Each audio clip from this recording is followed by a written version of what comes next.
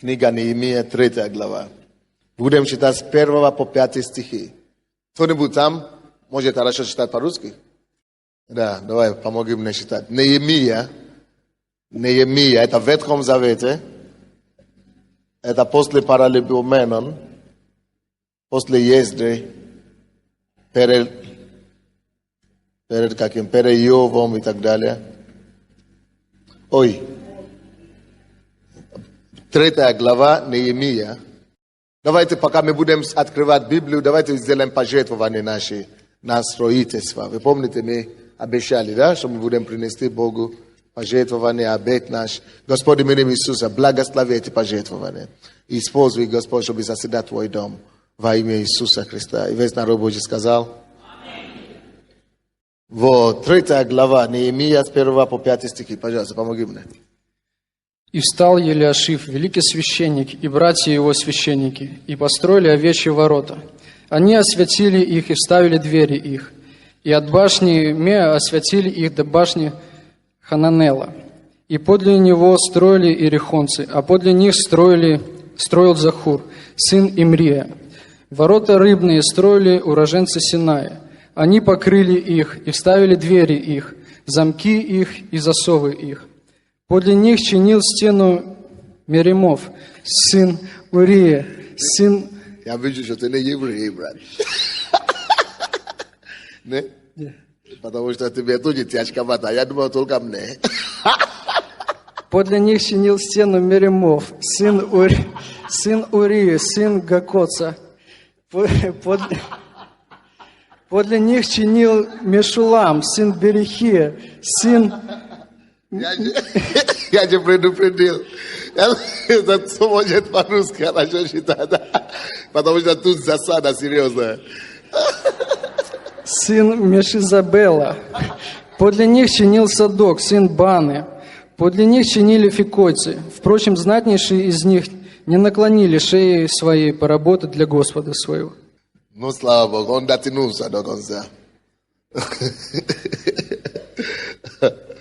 Да, я слышал однажды, как профессор математики, который очень известный профессор в университете, говорил: ребята, вы думаете, что математика это трудную науку? Он говорит: я профессор математики, у меня много открытий по математике.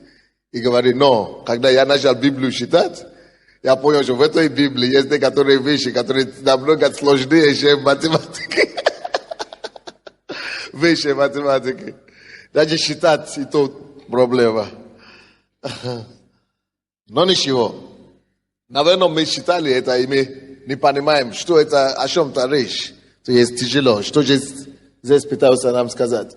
О чем там речь идет, это то, что Бог рассказывает нам разные колена. То есть Израиль разделено вообще-то по коленам, по семьям, по... Что еще, как мы его называем? Колени, семьи, по родам, роды, семьи, по родословиям разные.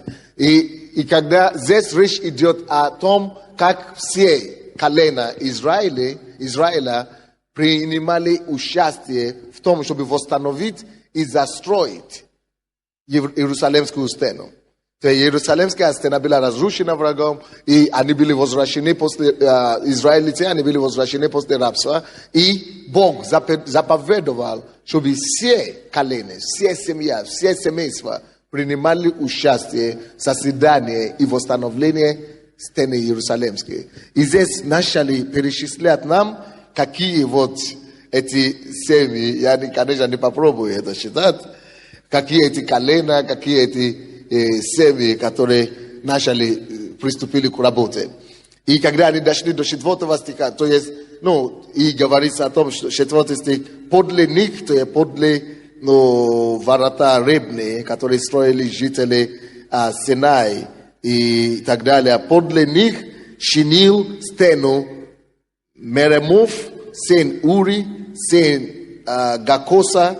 Подле них, а подле это, то есть после них, рядом с ними, чинил Мешулам, сын Берехин, сын Мешизабела, подле них чинил Садок, sem bane. Hivi думаете, Боже, а что он пастор же будет тут проверу, а конце концов, да? Но 5 стих говорится, подле них чинили фекойсы, впрочем, знатнейшие из них не наклонили шеи своей поработать для Господа своего. 6 стих, старые ворота чинили Иоиада, сына Пасеха, и Мешулам, сын Бесодин. Они покрыли их и вставили двери и замки их и засовы их. Я проповедую сегодня на теме. Насколько вы можете наклонить шеи свой? Насколько ты или вы можете наклонить свой шеи? Насколько вы можете его наклонить? Потому что здесь, если вы посмотрите, вторая часть этого 5 стиха, написано, что очередь одной семейства или одного рода пришла, племя пришло, и это племя фекоевые племя, фекойцы. И когда они начали чинить и работать, то некоторые люди в этом народе посчитали себя слишком крутыми, слишком знатные, слишком грамотные, слишком образованные, слишком элитные, слишком важными. И когда весь народ принимал участие в том, чтобы восстановить Иерусалим, Божье дело, Божий город и Божью страну, то эти люди, их назвали знатнейшие. То есть, впрочем, вы видите 5 стих, да? Впрочем, знатнейшие из них не наклонили шеи своей поработать для Господа своего. То есть, все трудились, все работали, а эти сказали, мы же такие серьезные. Или нам некогда. Я занят своей работой где-то мирской. Или я слишком солидный, короче, чтобы приложить работу такой грязной работы. То есть, пускай простой народ трудится, а нам некогда, мы слишком важны. Вот слушайте, братья и сестры. Всегда есть такая категория людей в любом народе. Даже в Церкви Божией. Потому что то, что мы сейчас считаем, в Ветхом Завете, это прообраз той ситуации, с чем мы будем сталкиваться в Новом Завете. И Иерусалим, когда здесь говорится о том, что они чинили и строили стены Иерусалима, это прообраз Церкви. Всякий раз, когда вы читаете об Израиле, о Иерусалиме, это то же самое, как церковь. И вот, это прообраз церкви. Они строили, и сегодня также, тогда Бог заповедал, Он освободил своего народа из рабства. Они были в рабстве в Вавилоне. И Бог освободил их от рабства, освободил их. Они могли бы умереть в рабстве. Они могли бы пропасть в рабстве. И никогда не вернуться на родину. Но Бог, своей милости и чудотворной рукой своей, пошел и избавил евреев. И сказал, теперь восстановите город для меня, чтобы моя слава могла здесь быть. Постройте мне стену Иерусалимскую. И эти сказали, что нет, мы не будем наклонить свои шеи, потому что не можем. Поймите, братья и сестры. Сегодня также Бог строит свои стены Иерусалимские. Так же, как и у них, нас также Бог освободил от рабства греха. То есть они были в рабстве Вавилона, да, Египта. То есть это прообраз нас, нашей жизни. Мы жили в миру, мы жили в грехе. Мы творили всякие гадости, за которые даже стыдно сейчас. Не дай Бог открыть, чем мы с вами творили в миру. Но Бог не по нашим добрым делам, но по своей милости отдал себе, отдал свою жизнь, пролил свою кровь, пошел на смерть, чтобы нас избавить из нашего рабства. Чтобы грех Божий не имел власть над нами. И чтобы мы могли жить счастливой жизнью уже здесь на земле. И Он вывел нас из Египта, из царства тьмы, и привел вас в свое царство света, чтобы мы наслаждались жизнью с Ним. И чтобы мы прожили здесь, достойную жизнь и могли наследовать жизнь небесную. Но он говорит, пока вы здесь на земле, постройте мое царство. Постройте мне царство Божье здесь на земле. Поймите, если Бог освободил вас из мира, Он это делает или делал то, что у Него уже есть цель для вас, уже есть программа для вас. Он хочет вас какие-то направления использовать, чтобы других спасать. Вот это прообраз того, что здесь произошло. И все брали за работу, и все начали за работу, и все начали делать что-то. Все делали по мере своих сил, по мере тем дарованием, который Бог им дал. Вот, допустим, как девушка, которая пела нам сегодня. Это ее дар, петь. Но некоторые люди же имеют этот дар, но не для того, чтобы они не используют, чтобы это прославить Бога, чтобы людям помочь. Они используют это как источник или средство развращения. И Бог будет спросить. То я тебе дал талант, я тебе дал способность, я тебе дал дары, я тебе спас от грехов, от рабства. Я отдал свою жизнь, чтобы тебя вытащить. Что ты делаешь для меня? Бог этот вопрос просит у каждого из нас. Что ты делаешь для меня? Ведь Бог рассчитывал, когда Он нас спас, когда Он вложил свои способности, свое искупление в нас, Он рассчитывал на то, что мы потом будем пригодны Ему, и мы будем использованы им, чтобы другим уже помочь. Представьте себе, что если бы кто-то не молился за нас с вами, и если бы кто-то сюда не, допустим, если бы кто-то не начал эту церковь, да, и если кто-то не молился, мы по ночам, то есть вообще то, что кто-то здесь нас сидит, это кто-то заплатил цену, чтобы вы знали. Кто-то это промолил, кто-то не спал по ночам, кто-то пел, кто-то молился, кто-то что-то делал, кто-то рассказывал.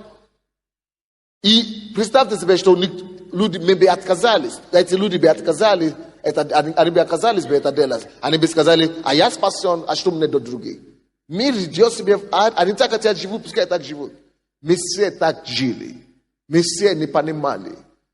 Но благодаря тому, что кто-то пошел навстречу и на послушание Богу, мы теперь здесь. Правда? И Бог говорит, не ожесточай твое сердце также, не закрой твою душу. Я хочу тебя использовать.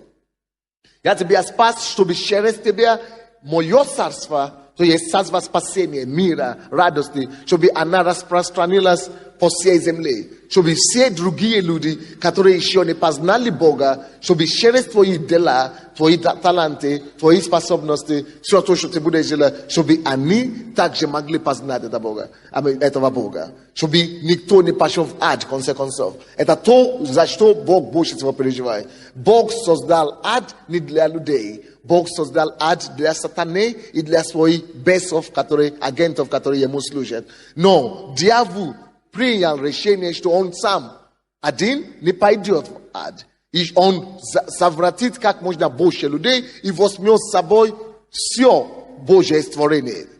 Все человечество с собой в ад. Ради этого Бог послал Иисуса, чтобы Иисус остановил этот процесс. И чтобы Иисус дал людям шанс по земле. Чтобы мы рассказывали, дали каждому человеку понять, что слушай, есть другая жизнь.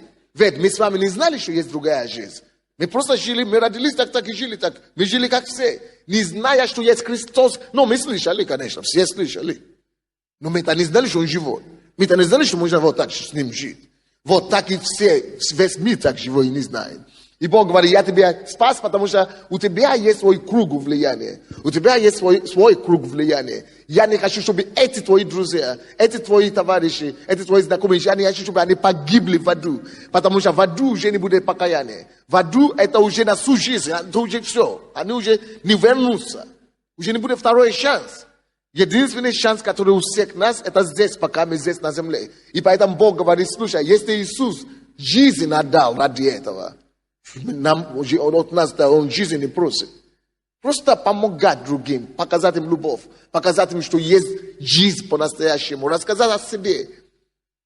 Но в нашей церкви у нас есть разные способы, как это делается. Есть служения разные, да, есть группа 12. И когда люди отходят от группы 12 или не хотят начинать группу, мне просто интересно. Я думал, неужели людям непонятно? И здесь так и было. То есть всегда люди, которые понимают Бога правильно, и которые всегда готовы отдавать себя другим. Но поймите, братья и сестры, есть другие люди, которые всегда будут жить эгоистической жизнью. Это как одна женщина в Москве. Она из Госдумы в Москве. И наш друг, покаялся здесь, один член церкви наш. И поехал в Москву и рассказал этой женщине, которая там в Думе. И она покаялась, а у нее были проблемы, когда она пришла к Богу. И она говорит, смотрю, все проблемы куда-то подевались. И говорит, я даже похудела на 10 килограмм. И говорит, я себя собираю потихонечку, еду в церковь. У нас там в Москве есть церковь. Еду в церковь. Но он говорит, тут у меня начали неприятности. А я говорю, какие? Мои сотрудники и коллеги по Госдуму начали ко мне подходить. Что у тебя такое? Почему ты стала такая счастливая, жизнерадостная? Что у тебя такое? Она говорит, а я же не могу им рассказать. Это мое рыбное место. Вдруг они тоже придут и посмотрят. Вот так она мыслит. Это русская такая вот. Такая конкретная женщина. Говорит, это же мое рыбное место. И я говорю, придумываю разные истории. Что, это у меня это самое. Это у меня это самое. Это я на тренинге иду или на спорт, как это, шейпинг какой-то. Это я спортзал пошел. Это я это самое. Только чтобы они не выяснили, куда я пошла. Потому что они все придут, мне же не останется, говорит. Ну смотри. Ну, извините, мне очень называть ее, только не надо, да. Вот сколько людей, так люди живут иногда. И говорит, я говорю, я никому не расскажу. Он говорит, они, говорит, уже начали просто меня надоедать просто. Они говорят, раньше ты тоже с нами плакала. Потому что мужчины на Госдуме, говорит, наезжают на женщины, депутатов, и все, плачут друг другу в кабинете. И говорит, ты тоже с нами плакала. А теперь ты все утешаешь нас. Откуда у тебя сила? Что у тебя случилось? И говорит, каждый день перерыва все женщины собираются у нее в кабинете. Расскажи нам. И она уже подошла и говорит, а что мне делать? Могу ли, я не знаю, я уже не знаю, что придумывать, чтобы их, что мне делать, говорит, спрашивает совет. Я говорю, сестры, наоборот. Тем больше ты будешь помогать другому, ты будешь рассказывать, тем больше тебя будет добавляться. Если ты будешь, допустим, если река течет только сюда и не течет дальше, то есть, река, которая перестала течь, она просто стала себе, она начинает воняться, извините, она начинает пахнуть плохо, смердить скоро. Болото станет. То есть то же самое с нами. Если ты только принимаешь здесь благословение Божие, помазание, и ты не имеешь, кому ты даешь, это не течет благословение Божие. Оно превратится из благословения в проклятие. Вот почему у каждого из нас должна быть своя домашняя группа. Не только где ты принимаешь, а где ты даешь. Или знакомый, кому ты рассказываешь, кому ты даешь то, что ты переживал. То, что ты пережил, то, что ты слышал здесь в церкви. Давай кому-то, этим самым Бог тебя утвердит больше. Он тебе начнет больше открывать небо. И вот эти люди думали, а мы знатные люди, мы важные люди. Нам некогда смириться и уничижаться, и рассказывать бедно, и думать, и делать с этими простыми людьми. Они думают, что они важные. Но они думают, что если они пойдут и наклонят шеи, и пойдут и сделают такую, не очень респектабельную работу, что они теряют свой авторитет или теряют свой вес. Наоборот, когда ты что-то делаешь для Бога, тогда ты настоящее уважение и престиж, и вес получаешь. Ты не теряешь, ты прибавляешь, ты получаешь. Вы слушаете меня? То есть, ты не можешь вложить себя в Бога и потерять, или быть в проигрыше. Наоборот. Но, если, братья и сестры, мы отказываемся служить Богу и быть послушными Ему, Бог просто так это не оставляет. Это приводит к проклятиям, это приводит к горям, это приводит к неустройствам. То есть точно так же, как болото начинает вонять, так здесь тоже жизнь твоя начинает просто смердить. Она начинает просто рушиться внутри. Ты начинаешь потом переживать. Вроде бы я уже верующий, я уже хожу, почему нет улучшений? А потому что ты не даешь никому жизнь. Поймите, братья и сестры, то, что мы с вами получили, когда мы пришли к Богу, мы получили освобождение от греха, от мира, и мы получили жизнь. Жизнь, она предназначена тому, чтобы жизнь приносила жизнь. Жизнь должна принести жизнь. Еще другие жизни. Жизнь должна порождать жизнь. Если жизнь не порождает жизнь, она себя убивает внутри. Самоугнетающая, как там, коммунисты говорили, капитализм это само что-то. Да. Вот. Тем больше мы даем жизнь, тем больше мы живем. Давайте посмотрим ситуацию, что произошло, когда вот люди вот так жили и не отдавали себя. Бог судит таких людей. Бог приносит суд и проклятие. Он допускает проклятие в жизни этих людей, потому что они не благодарны Ему. Представьте себе, братья и сестры, сама жизнь, которая у нас есть, это что? Ты сам просто проснулся и решил сам себя родить?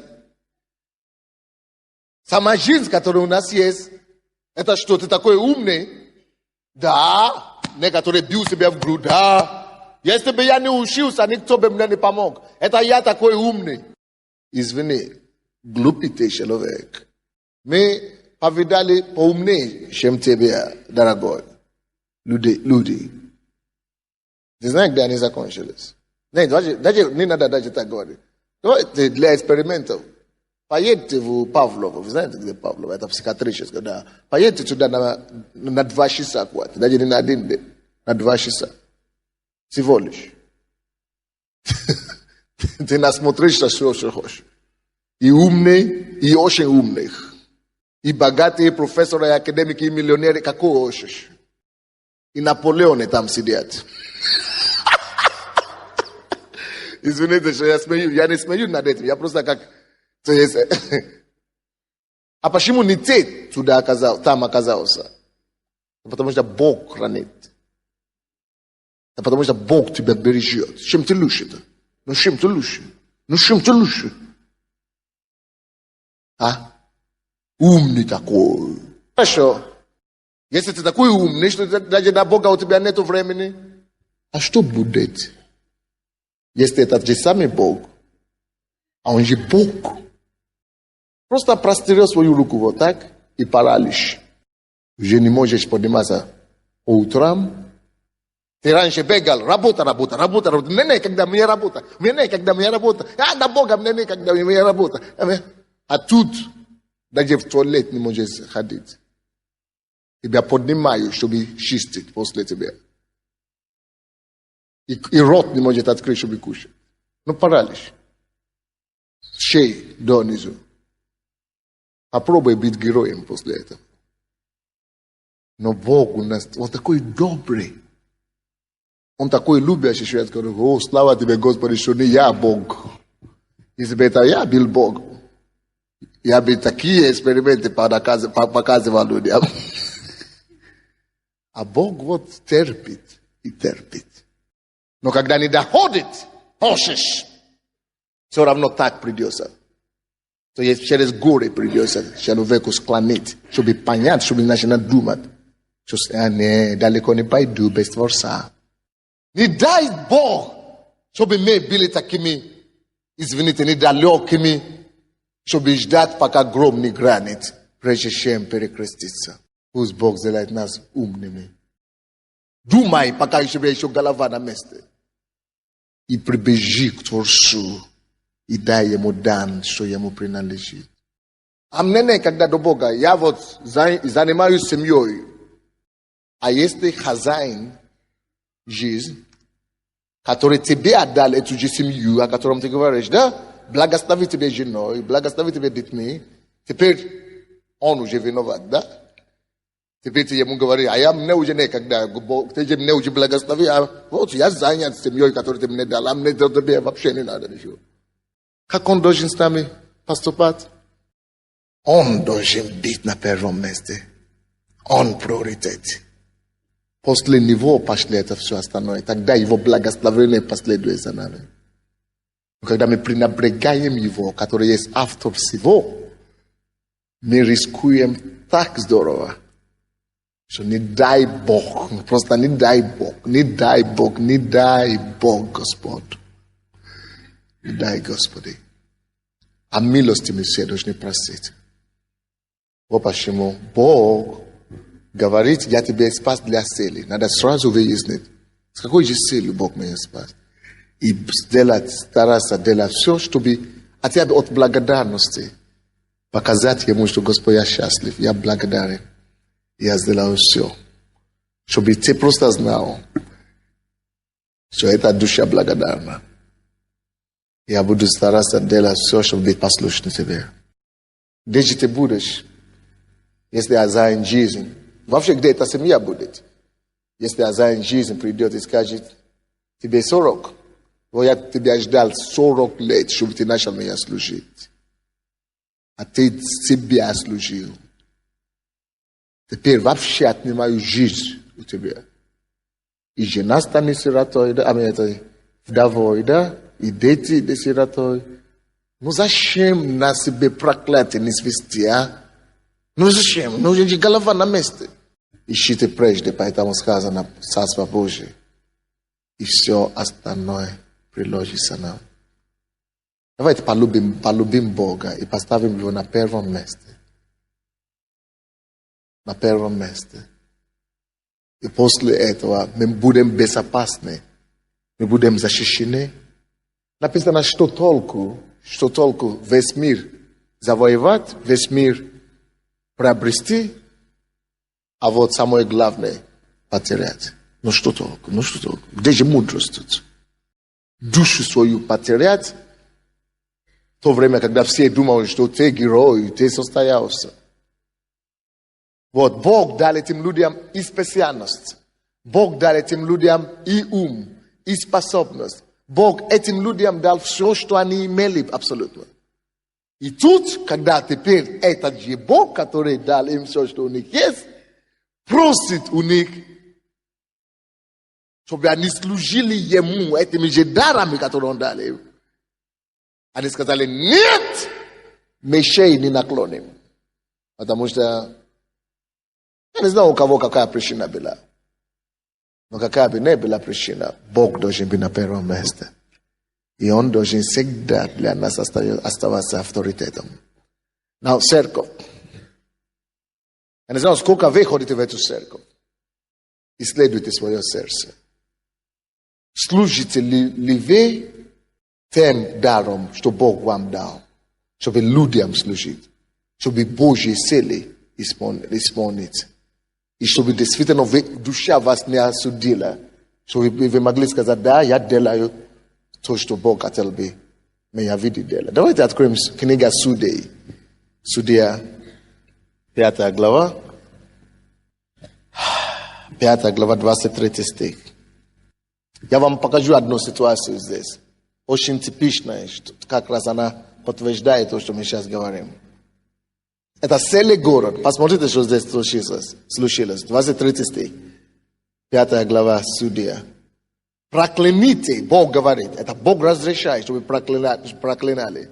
Прокляните Мероз, говорит ангел Господень. Alright? Прокляните. Now, прокляните жителей его за то, что не пришли на помощь Господу. На помощь Господу с храбрыми. Не пришли на помощь Господу. Слушайте, Господь нуждается в помощи каждого из нас. Эту проповедь я читал в Харькове. В Харькове его читал. И Бог мне сказал, слушай, я только что приехал с Харькова сегодня утром, с самолета, с корабля на бал, короче. И Бог мне говорит, слушай, это проповедь не только для верующих в Харькове. Надо его читать в твоей церкви, собственно. Надо его считать. Чтобы спасать людей, чтобы люди не попадали в эти обман житейский. Ведь жизнь обманывает очень здорово. Суета жизни так обманывает, что ты подумаешь, что ты все делаешь как правильно. Но, братья и сестры, слава Богу, что мы читаем Библию. Слава Богу, что у нас есть Слово Божье, которое может трезвить нас. Слава Богу, что есть проповеди, куда мы можем прийти и слушать просто здравое мышление Бога. И прокляните этот город, прокляните. Я говорю, Боже, за что проклинать? Весь город и все жители его, говорят, прокляни. Да, почему, Господь? А я знал Бога, как Он действует. Прежде чем Бог такие вещи сделает, значит, Он уже терпел. Допустим, один брат подошел к одному человеку, вызвали родственники, как ко мне часто приезжают, подъехали к этому пастору и говорят, пастор, надо ехать помолиться за человека, но молодой человек умирает. И он поехал и начал молиться за него, рак, начал молиться за него. И Бог говорит ему, ты мой слуга, убери твои руки с него, не молись за него. Бог, ты же любовь. Ты же сказал, что хочешь всех спасать. А Бог говорит, иди домой, не молись за него. А потом он говорит, Господь, почему? А Бог говорит, я его 30 лет ждал, чтобы он изменился. Я ему говорю, делай то, я тебя прошу. Я 30 лет его просил. 30 лет. Боже, у тебя столько терпения или что ли? У Бога такое терпение, что нам иногда кажется, что Бог либо слепой, либо Он, извините, никакой. А Бог, он все в порядке. Не то, что Он никакой или Он слепой, Он все видит, Он все в порядке. Но Его любовь нам настолько непонятна. Его любовь настолько мощная, что Он такие вещи терпит. Потому что Он так любит людей, что Он не хочет, чтобы вообще никто не погиб. Он будет терпеть до конца. И когда Он уже видит, что этот человек на своем волне, он никого не воспринимает, ничего не понимает, тогда суд Божий приходит. И когда Бог здесь говорит, прокляните! Я сразу представлял себе, Боже мой, сколько, наверное, уже было предупреждений. Я знаю одного человека, вам нельзя такие вещи рассказывать. Он проповедник, пастор церкви, который, обычно, если вы увидели или что-то говорят, что кто-то упал, пастор упал, и скандал какие-то, или это значит, прежде чем Бог раскроет кого-нибудь вообще, это значит, Бог уже терпел. Один мой знакомый пастор, потому что я был у него в церкви, Бог мне показал, я же вижу вещи. Я у него спросил, у тебя это проблема? Он мне говорит, нет. Я говорю, а почему мне Бог это показал? Он говорит, у тебя фактов же нет? Я говорю, да, нет фактов. Значит, мощи, короче. Я замощил, это в другой стране. И вдруг мне звонят, пастор попал в неприятности, его посадили в тюрьму. А Бог же должен защитить его. Ладно, если тебя посадили в тюрьму за то, что ты проповедуешь Евангелие, или ты делаешь добро. Но когда тебя садят в тюрьму за нарушение закона, это уже что-то нехорошо. А ты пастор. И, позвонили, помогите и так далее. И я начал молиться о нем. Я так переживал, молился 3 дня. И вдруг на второй день Бог мне говорит, слушай, не молись за него. Ты помнишь, я тебе показал, что у него такая проблема. Он женат, 5 детей, а я увидел, что у него блуд с кем-то из его окружения в церкви. Это пастор, живет, это человек знает все, проповедует Библию. Живет с 2 женщинами, я это видел, 2 женщины, прямо в одной церкви. А он отрицает. И когда я ему звоню, я говорю, Бог мне сказал, что ты в блуде, что у тебя... Он говорит, да, раскрылось. Что случилось? Оказывается, что уже 14 лет Бог ему ждал. Он не раскрывал. Представьте, какое терпение у Бога. 14 лет, у него 4 женщины в церкви, с кем он живет. это пастор. 14 лет. У него жена, у него дети растут. 14 лет. Я говорю, ну, Бог, у тебя такое терпение. Я ему звоню и говорю, слушай, Бог мне говорит, он говорит, да, я уже покаялся, я уже рассказал жене. Я говорю, сколько лет? Он сначала, ну, с одной 7 лет, с другой. То есть Бог, Он милосердный, Он многотерпеливый. Если Он уже тебя начинает раскручивать так, если Он уже говорит, прокляните мирос, это значит, человек уже ожесточился настолько, что все Божьи попытки его изменить ему не помогают. Тогда Бог посылает суд. Потому что Бог есть. И Он очень серьезный. Поэтому, когда мы говорим о церкви, слушай, лучше не играться с Богом. Бог есть. Кто-то говорит, я знаю православный священника, который бухает, он гуляет. Слушай, не завидуй его. Даже и не смотри в его сторону. Потому что Бог может терпеть, но когда суд его начинает высвобождаться, и его врагов, враги этого человека будет страшно, когда он увидит, что начинает происходить. Тема моей проповеди сегодня. Насколько вы сможете наклонить шею на служение Господу? Насколько? Давайте проверим себя. Насколько мы наклоняем шею, чтобы Богу служить. И чтобы угодить Богу. Да, служить это всегда жертва. Неудобно никому жертвовать себе. Но если ты это делаешь, Бог знает, как тебя возместить. И тогда Бог не останется в долгу ни у кого. Конечно, то, что я сейчас проповедую, не относится к тем, которые только что пришли к Богу. Если вы только что пришли меньше года и так далее, то тут понятно, вам надо сначала самому укрепиться и стать, верующим сильным. Но потом имейте это в виду, что вам надо начинать что-то делать, служить и помогать людям, чтобы дьявол не воспользовался вашей непослушанием. Вы понимаете меня, да? Если у вас нет группы 12, найдите группу 12. Если вы еще не начали сами собирать людей, начните сейчас собирать людей. Давайте еще одно место Писания я вам открою. И мы закончим на этом. Давайте откроем книгу Числа. Нет, наверное, давайте другое.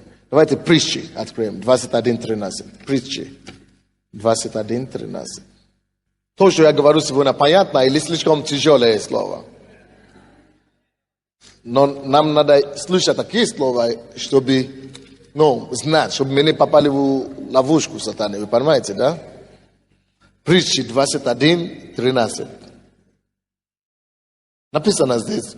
Кто затыкает ухо свое от вопля бедного, тот и сам, будет вопить и не будет услышан. Это серьезная вещь. Это настолько серьезно, это место Писания. Что имеется в виду?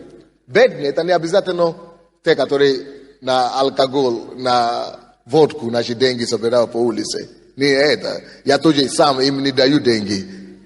Имеется в виду, кто нуждается, особенно в спасении, кто нуждается в нас, в том, что у нас есть. Бедный – это любой человек, который мы знаем, который окружает нас, и который еще не спасен, и мы знаем натурально, что этот человек идет в ад. Он даже не знает Бога. И мы закрываем глаза, мы видим, что этот человек мучается, плачет или имеет проблемы, и мы знаем, что его ответ в Иисусе. И мы ему не говорим, мы затыкаем наше ухо от его нужды, мы не представляем Иисуса, и мы не помогаем ему познать Бога. Бог говорит. Это уже, когда мы читаем Библию, это уже не мои слова не имеют значения. Неважно, будут оспаривать это, или будут сомневаться в этом, или скажут вообще, это ерунда, все ерунда какой-то. Это не важно, что кто уже скажет. Бог сказал. Это Бог говорит. Я говорю, это Бог сказал. Я говорю, это Бог сказал. А вы знаете, что Бог, Он держит мир своей одной рукой, вся вселенная в его руке. То есть, все люди, которые живут, все континенты, все галактики, Napisane, što slova Твоего, Господи, навеки утверждено на небеса. И те бодрствуешь, чтобы исполнить и скорее. Бог бодрствует над своим словом. И если Он сказал, alright, весь мир пройдет, небо пройдет, но это слово не подведет. Оно все равно исполнится. Не так, но так. Не тогда, но тогда. То, что оно исполнится, ну, закон, короче, духовный. Он говорит, кто затыкает свое ухо или закрывает свои глаза на нужды людей бедного или бедный, не финансово бедный, имеется в виду, а вообще, особенно духовно. Люди, которые нуждаются в спасении, в искуплении. Мы это видим, а мне неудобно. А вдруг он посмеется надо мной. А вдруг меня назовут фанатом. А вдруг меня не воспримет. То есть из-за своего неудобства, из-за своего самолюбия, из-за своего какой-то эго и вдруг он меня не поругает, или что-то. Мы закрываем, затыкаем ухо или затыкаем глаза, закрываем глаза. И Бог говорит. Если Бог говорит, это 100%. Бог говорит, что будет ситуация, когда у тебя будет нужда. И потому что ты не помог и не простирал руку помощи, когда ты мог это делать, что ты не только будешь иметь нужды, и тебя никто не поможет. Здесь сильнее. Он говорит, ты будешь не только иметь нужды, ты будешь вопиять, ты будешь вопивать, ты будешь... Это значит, когда уже раздираешь все, когда уже никто не может помочь, когда ты уже все, ты уже вконешь себя, ты уже раздираешь от тебя, ты уже все. И тогда он говорит, никто, не дай Бог, чтобы мы дошли до этой ситуации. Не дай Бог. Я хотел помочь этому моему другу, знакомому, и надо было его выпустить в тюрьме, и надо было, если бы я взял ответственность, меня уважаю на Западе, и, я бы покрыл его, и даже тогда Бог мне сказал, не трогай. Если ты, Бог, я вам скажу, что Бог сказал, если ты возьмешь эту проблему на тебе, ты станешь участником, ты начнешь сам падать в такой же грех. Поэтому слушай меня, не трогай. Понял? Даже Бог запрещает ему помочь. А страшнее этого ничего нет. Было время, когда мы с вами были в нужде, Бог послал кого-то, и мы пошли в церковь, чтобы нас спасти. Потому что Божья милость на нас. Мы еще не переступили эту черту. Поэтому мы попали сюда. Если бы мы уже с вами перешагнули эту черту, даже люди захотят нам помочь, рассказать, а они не доходят до нас. Или они нам рассказывают, а до нас не доходят. Это самое страшное. Давайте мы будем слушаться Богу. Давайте будем послушными детьми уже сейчас. Давайте будем стараться той мере, как мы можем. Будем простирать всем людям повсюду руки помощи. Будем жить для Него, потому что все, что мы имеем от Него, и мы Ему только обязаны все, что мы вообще не есть. Не дай Бог, чтобы мы оказались в той ситуации, когда люди говорят, а я занят, мне не до Бога, или я не могу то делать для Бога, потому что я свое какое-то. Не дай Бог. Давайте преклоним нашу голову, будем молиться. Пусть каждый человек поговорит с Богом. Кому-то надо просить прощения у Бога, что, Господи, прости, что я не всегда был послушен. Я не набирал свои 12. Я не служил, я не слушался Тебе, я только жил для себя. Прости меня, Господи. Или я не служил своим талантом, своим даром. А кому-то надо просто поговорить с Богом, чтобы, Господи, я хочу больше делать. Я хочу помогать тем, которые рядом со мной.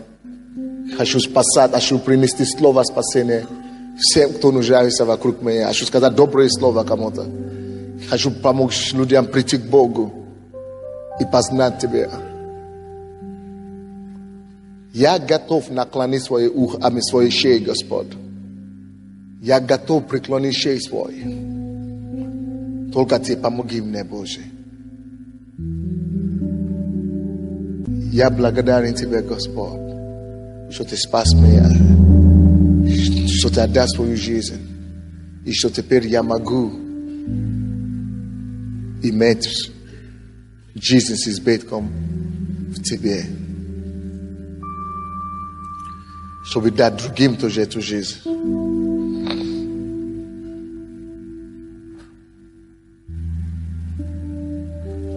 Просто посвятите себя Богу. Дайте, чтобы Он знал ваше от сердца, что вы действительно Его, что Он у вас приоритет, что Он ваш Бог, и что Он на первом месте в вашей жизни, что ничего больше не займет Его место.